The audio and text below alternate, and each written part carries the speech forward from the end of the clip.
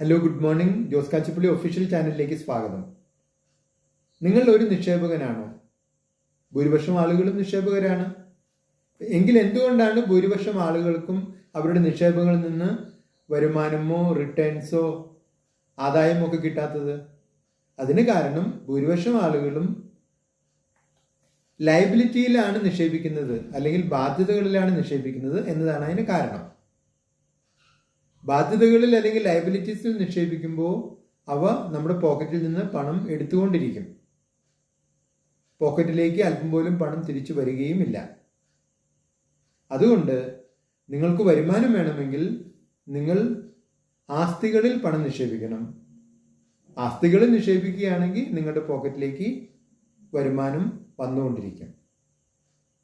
നിങ്ങളുടെ അഭിപ്രായങ്ങളും നിർദ്ദേശങ്ങളും അറിയിക്കുക. നിങ്ങൾ ഈ ചാനൽ ഇഷ്ടപ്പെടുന്നുണ്ടെങ്കിൽ ലൈക്ക് ചെയ്യുക, സബ്സ്ക്രൈബ് ചെയ്യുക, എല്ലാവർക്കും ഷെയർ ചെയ്യുക.